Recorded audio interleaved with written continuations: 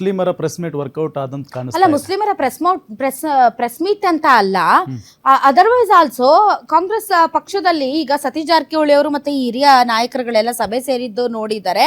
ಪಕ್ಷದಲ್ಲಿ ಆಗ್ತಾ ಇರುವಂತ ಬೆಳವಣಿಗೆಗಳು ಇವ್ರಿಗೆ ಗೊತ್ತೇ ಇಲ್ಲ ಅಂದಂಗಾಯ್ತು. ಇವ್ರ ಗಮನಕ್ಕೆ ಬರದೇ ಇರೋ ರೀತಿಯಲ್ಲಿ ಬಹಳ ಮೇಜರ್ ಡಿಸಿಷನ್ಸ್ ತಗೊಳ್ತಾ ಇದ್ದಾರೆ ಇಂದಂಗಾಯ್ತು. ಹಾಗಾದ್ರೆ ಪಕ್ಷದಲ್ಲಿ ಇವ್ರಿಗೆ ಆಂತರಿಕ ಪ್ರಜಾಪ್ರಭುತ್ವ ಇದೆಯಾ? ಪಕ್ಷ ಅಂದ್ರೆ ಕೇವಲ ಪಕ್ಷಾಧ್ಯಕ್ಷರು ಮಾತ್ರನೇನಾ ಅಲ್ವಾ? ಈಗ ಒಬ್ಬೊಬ್ರು 8 ಬಾರಿ 9 ಬಾರಿ 6-7 ಬಾರಿ ಶಾಸಕರಾದವ್ರು ಇವರೆಲ್ಲ. ಆಮೇಲೆ ಈ ಹಿಂದೆ ದೊಡ್ಡ ದೊಡ್ಡ ಹುದ್ದೆಗಳನ್ನ ನಿಭಾಯಿಸಿದವರು ಮತ್ತು ಬಹಳಷ್ಟು ರಾಜಕೀಯ ಅನುಭವ ಇರೋರು ಮತ್ತು ವಯಸ್ಸಲ್ಲೂ ಕೂಡ ಅಷ್ಟೇ ಅನುಭವ ಹೊಂದಿದ್ದಾರೆ. ಏನಾದ್ರೂ ತೀರ್ಮಾನಗಳು ತೆಗೆದುಕೊಳ್ಳುವಾಗ ಸಾಮೂಹಿಕವಾಗಿ ಕುಳಿತು ಚರ್ಚೆ ಮಾಡಿ ಒಂದು ತೀರ್ಮಾನ ತಗೊಳ್ಬೇಕು. ಏಕಪಕ್ಷೀಯವಾಗಿ ನಿರ್ಧಾರಗಳು ಹೊರಬರ್ತಾ ಇದೆ, ಇದರಿಂದ ಪಕ್ಷಕ್ಕೆ ಡ್ಯಾಮೇಜ್ ಆಗ್ತಾ ಇದೆ ಅನ್ನೋದಾದರೆ ಪಕ್ಷದ ಹಿರಿಯ ಶಾಸಕರಾಗಿ ಹಿರಿಯ ನಾಯಕರುಗಳಾಗಿ ಇವರೆಲ್ಲರೂ ಕೂಡ ಎಚ್ಚೆತ್ತುಕೊಂಡು ಈ ಪರಿಸ್ಥಿತಿಯನ್ನ ತಿಳಿಗೊಳಿಸುವಂತ ಪ್ರಯತ್ನ ಮಾಡಬೇಕು. ಹೌದಲ್ವಾ?